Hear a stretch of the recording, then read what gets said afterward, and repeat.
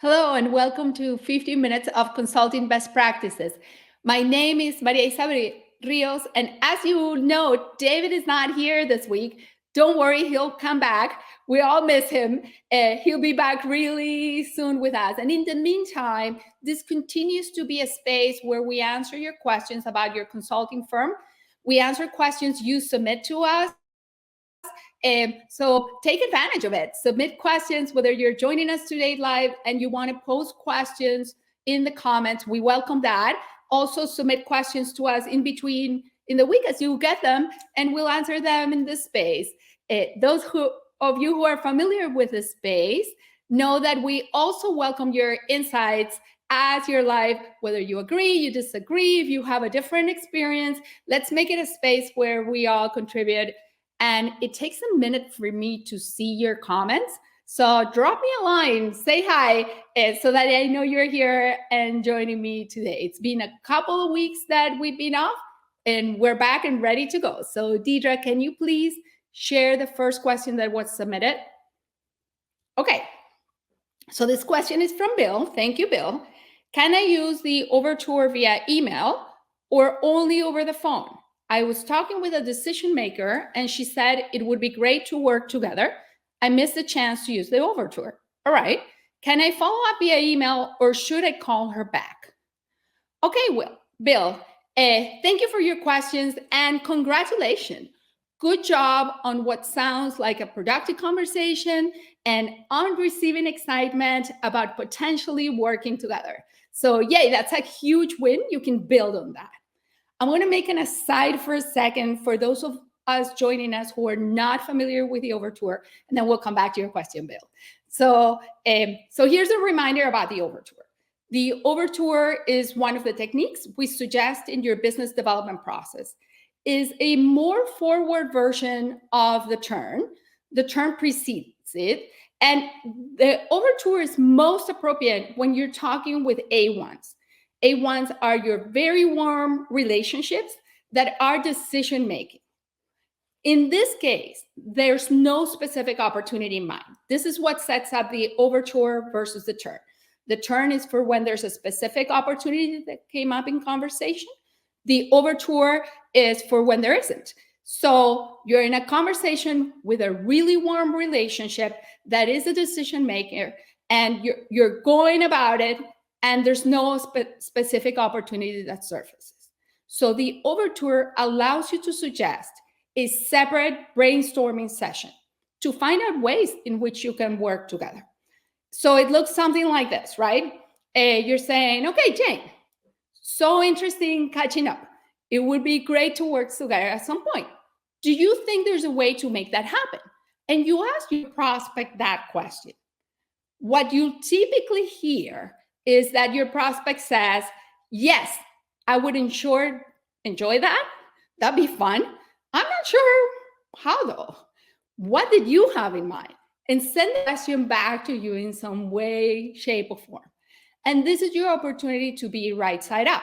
Instead of saying, well, we could do this project or that project or all the other ideas you already have on how to help the organization, you will say, would you be open to a separate 30-minute chat to brainstorm ideas? If there's a way we can, find an opportunity for us to work together, great. And if not, no worries. So you're being right side up in that you're giving your prospect the opportunity to say, do they want to brainstorm with you? And there's no commitment to work together coming from the commitment to that brainstorming session. Okay, fair. Now you have the setup for the Overture, right? So Bill was asking, I miss doing it in conversation. Can I do it via email? And the question is this case, even though the Overture works much, much better in person, is because you just had a conversation and it was your prospect, the one who suggested it would be fun to work together. You can come in and do the Overture via email. So how will it look like, Bill? In this case, you can say to your prospect, after our conversation ended, I've been thinking about your idea of how great it will be to work together. Of course, I agree.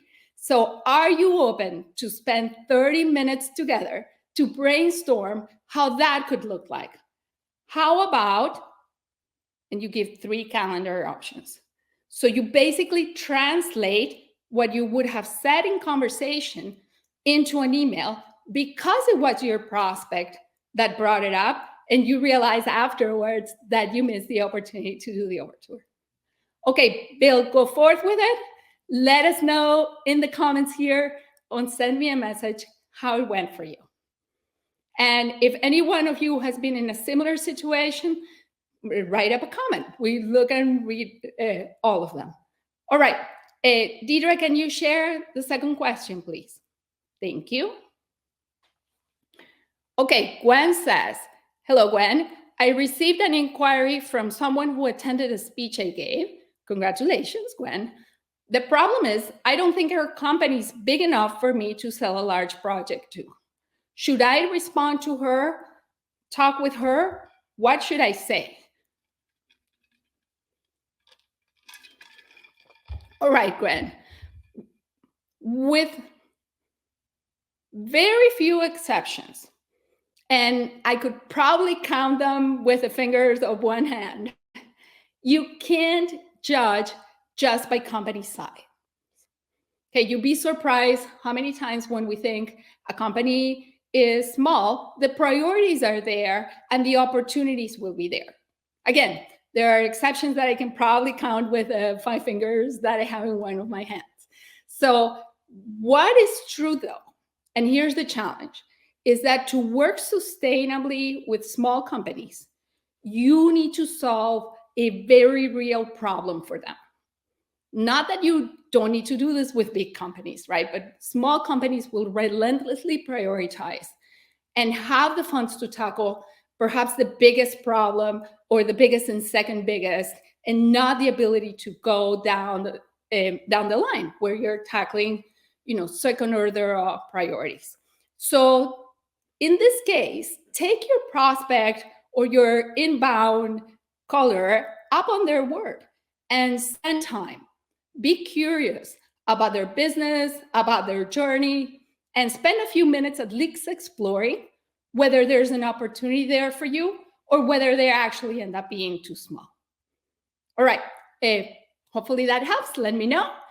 Deidre, if you want, let's share another question. Okay, this question from Talia. I'm trying to nurture some of my relationships to make them warmer and build more trust. Perfect. Is there a best practice for a cadence of contacts? Thank you, Talia, for your question. So, good thinking. Building your network so that your relationships with decision makers and with influencers are warmer is a long-term investment. And from our perspective, is one of the best investments you can make in growing your firm. So by doing that, you're building 3 out of the 6 pillars of consulting success. You're building knowing, they get to know you better, that you build presumably in conversation, they'll realize how much they like you and they will like working with you. And you also build trust because you create and contribute value as you go through the process. These are 3 out of 6 that are fundamental in winning new business. And that's why this takes time, right? So in doing that, use the 1-1 message and drive towards conversation. What you want is to go from a message exchange that may be very warm to a conversation where you actually get to know them better and they get to know you, to like you more and to trust you more. Then let them ideally set the cadence for you. From our perspective, if you touch folks who are in your network or say every 3 months or so, that's a good rhythm. That ensures that you'll be top of mind for them when the opportunities come and that you won't be forgotten. Any more than that, between 3 and 6 months, you have flexibility. More than every 6 months, you risk not being top of mind for them when the opportunity comes. So keep that in mind. Good cadence, if your prospects can set it, is even better. If you need to set it, think about it, about reaching out and having conversations at least every 3 months. Thank you, Talia. Let me know how it goes for you. All right, Deidre. It seems it's you and I. Let's do another question. Okay, Joseph, thank you for sending us a very detailed question. I love this. This feeds the part of my brain that loves details. So thank you very much. Joseph, you're saying, I met again with a buyer from a small company, about 5 to 7 million, I imagine, US dollars. He only hires staff or consultants once he has a personal relationship with them. Okay, smart prospect, right? He's interested in working with me, but only if he gets to know me better. I asked him how we could do that, and he invited me to Nepal to visit his operations there with him.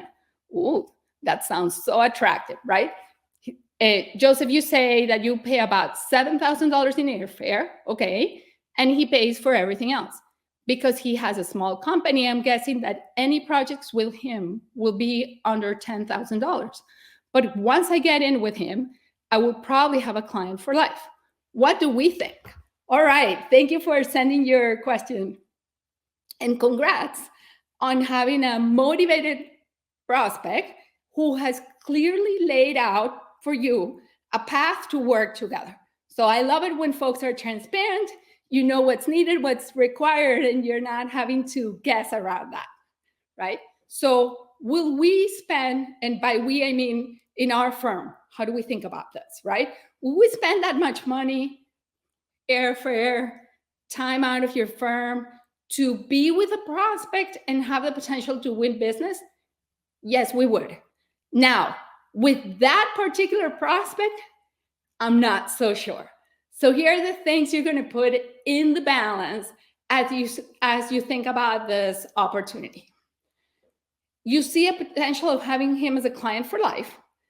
And I'm curious to know exactly what that means, but that clearly goes in the positive column.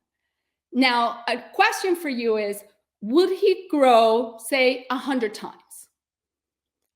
Does he want to?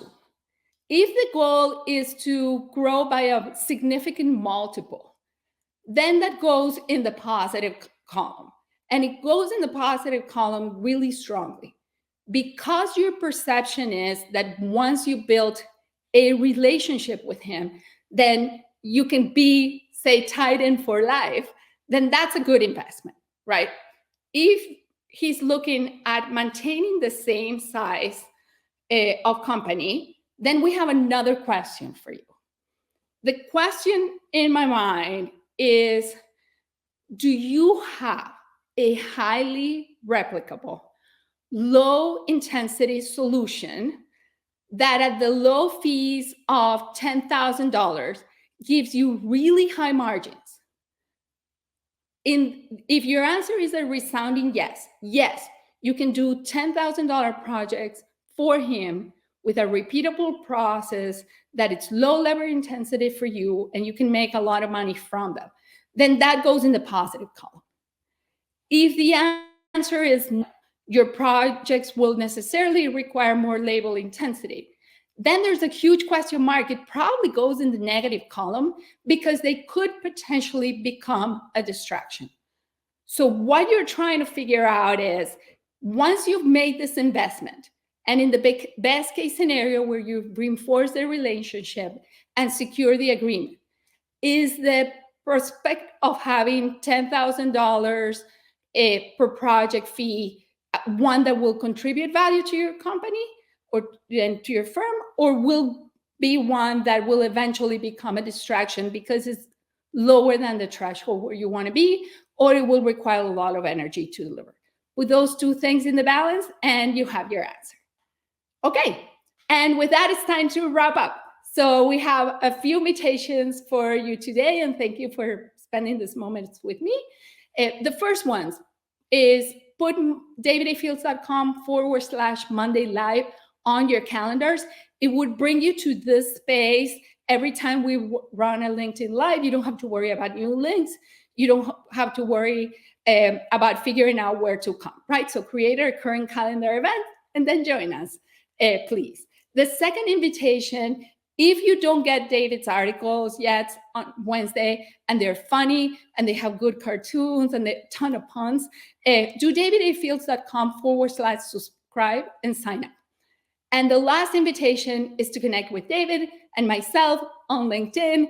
Most of you have already done that, but we always welcome new connections, and we want to learn from you. And remember, we're here as consultants to serve our clients. And this business is about them, creating value for them, and creating the light in the way we relate to them and we deliver. So keep that in mind as you go through your week and send us your questions. See you next Monday. Bye.